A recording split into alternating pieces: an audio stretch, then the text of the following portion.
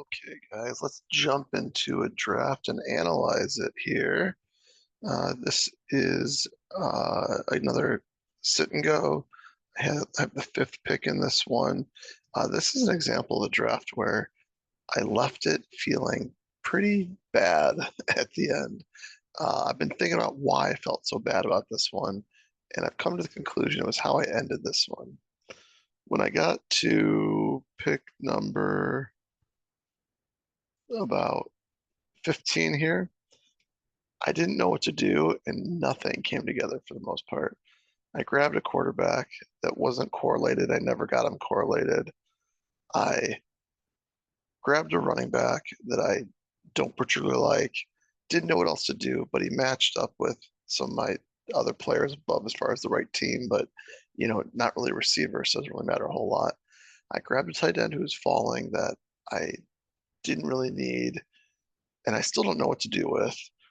And then I grabbed some correlated pieces towards the end that are unexciting and downright bad for the most part. Let's go through it and let's talk. But in the end, I don't feel as bad in the end. Let's go through it. Let's talk about it a little bit. With this one here, I don't know how to talk about my own team and really judge it a whole lot. That the way this one ends leaves such a sour taste in my mouth. If I want to think about some of the good things I did here, I hit wide receiver really hard to start, and I took a value in these DraftKings drafts as far as Derrick Henry right here. Usually he's going in the second round at some point in time, or really, really early in the third. And then I took Burrow here, which was a decent value. He made it past the Chase pick right here, and I correlated with Higgins, which was nice as well. I don't know if I could have made him let him go all the way around. I think this was an underdog draft from what I understand.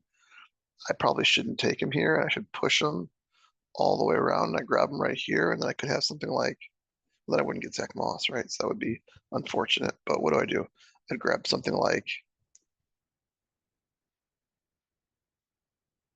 whatever my highest rated back is right here. Let's just say it's the next one, James Conner. And then when it comes back around, I take Joe Burrow right here. And then maybe later on I get Chase or something like that. It's funny, like the risk wouldn't really be worth the reward in this case for the most part, assuming Moss is the lead back and keeps the job as the lead back. It actually ends up better this way. Burrow came around here at the 9-5, which was nice. And then grabbed my third running back. And then second tight end. I see, even starting here, I didn't know what to do here. And I was like, oh, he's fallen well past ADP. And he correlates with my other Texans. That's what I did there. I took him like I'm not taking him in other cases, but he's past ADP. He correlates with my Texans. I'll take him. He correlated with my tight end, a random running back, another Bengal, and then this is where the shit show started right here. With the draft. That being said, let's talk about why I feel actually pretty good about it in the end. I'm going to compare it to another 3-6-8-3 team right next to me and why I feel so much better about my team than theirs. First off, what I like about what he did, or she, what they did. They went hard wide receiver to start as well. They got Waddle here. I like Waddle more than Henry. It's just that Henry dropped, so I took him. And Waddle was actually falling all the way around here at times. So there was an off chance that I got him in the fourth round. But this is the only time I was going to get Henry, so I took him here. But I like what he did with these three. He then took Stroud, totally unstacked. I don't think he's got Stroud stacked at all, which doesn't, like he's got 0 pieces there. I was kind of bummed because kind of hoping, maybe I was hoping that he'd fall right here to me at this pick. I don't think he falls this far that often. I'd have to look and see, but unpack. I like this Waddle pick a lot. I don't like this pick a lot by him. Doesn't make any sense here. Hit more wide receivers, which is nice for his fourth one than a running back. I like that running back right there. I would have taken him if he didn't take him. So those are two. This pick is really nice by him. This one just kind of bugged me. But that being said, because he did this, I ended up with Higgins, and I was able to get Burrow. So it was meant to be, I guess. Um, Cooper, Anderson, nice picks. This is where I think he really kind of makes the biggest mistake with these picks right here. Walker's nice, but then he takes Brooks and Benson. Now, if Brooks starts the season as the starter, or gets big playing time to begin with, then I think this makes sense. But for him to then go Brooks and Benson, two run as his number two running back and number three running back, both who are probably going to start off slow. Uh, Probably not the greatest. And then he invested two more picks in quarterbacks after having a pick here. And then another backup running back. And then he finally invested in a tight end here in Henry and Likely. And then Higby. So he's really only got one tight end to start the season because Likely should be behind, and behind Mark Andrews. And then Higby, he's injured as well, if I'm not mistaken. So he's got a lot of gaps to start the season, as opposed to my team, even though I wasn't really excited about the way it ended. I got four wide receivers to start the season. I got correlation with one of them here. I got Worthy, who even if he starts off slow, hopefully brings it on late, and these other guys are still rocking and rolling for the most part. I then got Henry late, and then I was able to correlate here with Zach Moss and Higgins, and then filling out instead of what he did here, where he filled out like Cousins, which he didn't need. I filled out with positions that I definitely did need. Um, Trying to get a running back during this kind of gap over here in the draft.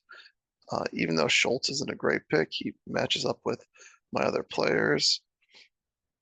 Um, so really, what I like about my draft is that my players all make sense as far as I'm not overemphasizing something that I don't need to emphasize while he's overemphasizing rookie running backs and then overemphasizing quarterbacks. If I was him, I would, maybe he really wants Brooks, take Brooks, and then instead of Benson, take Brian Robinson Jr. or Austin Eckler or Devin Singletary, even Spears maybe. I think all those would be fine if you wanted to go that route. Of course, there's other options as well, but that's just an example. And then instead of Williams and Cousins, he didn't have any Bears up until this point, so don't take Williams. And instead take that's what I would do. Instead of taking Williams, take Schultz because you got the Stroud pick up here. You got nothing with Stroud. Go and take Schultz at least. So you have the tight end to go along with it. You don't need all these quarterbacks. And this wasn't, and this was good value, I guess, right? Because if it's the 10th round, it's close to pick 120, like 115 or whatever. So good value as far as based on ADP, but you don't need it. It's not helping you out at all on this team, most likely. So I don't I don't expect him to do much. He's going to fall too far behind at the beginning because of his construction, is my guess. Um, let's compare it against. Are there any other 3.68s? Right here. Here's another one.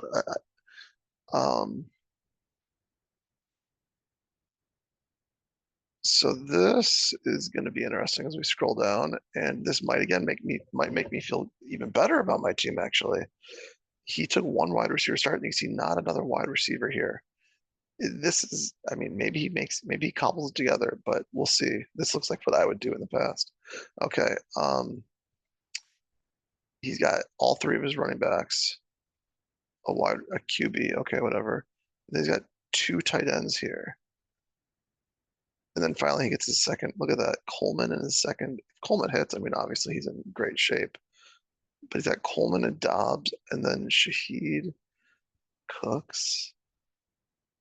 Like I don't think he has the firepower at wide receiver to make it happen. He took all this. I mean, like, I guess these are better players. They're definitely better players than mine, but he's fallen behind so much. It's my Nico versus his Coleman. I mean, Coleman, of course, could hit, but even if he does, it's probably later in the season. So he's fallen behind right there. Then it's his Dobbs versus my Dell. Dobbs is at best, a spike play for a week or two where he gets like two TDs or something like that. So he's going to be really behind when it comes to wide receiver. And I think he's definitely going to, beat me out at running back. Probably not at quarterback I mean, a little bit maybe quarterback, but probably not much at quarterback. And then at tight end, I mean, he'll beat me out, but he's only going to be playing one of these guys each week, most likely. Well, Njoku might be his flex, but probably not. Hopefully, these three are his two starters in his flex. So basically, he's just got too little wide receiver and too much fighting for his flex spot, I think is the easiest way to put it here. Um, yeah, I think that's definitely it. He ended up with how many wide receivers? 8 wide receivers and 6 running backs. He needs to end up with a lot more wide receivers and a lot less running backs, probably, right? Let's see. He let's maybe I skip on Algier and take Pearsall and then skip on Mitchell and take McCaffrey. That actually makes sense, probably. Or you keep one of these, you keep Algier, you skip on Mitchell, and then you just take Ali at the end here, and you have 1, 2, 3, 5 at best. I could see keeping, let's see what their buys are, 5, 6, 10, keeping those three, and then investing one more, Algier at 12 or Mitchell at 14, and being done with it, and even taking a wide receiver, take a Walker, try to get like a spike week out of Walker or something like that. Um, Looking at this, I actually feel really good about this team now comparing it to at least some of the teams. There's um, someone tell me who's got a better team than me. I'm sure there is one, but of those two that I looked at, I'm feeling really good. Give it to me straight. Talk to you guys. Peace.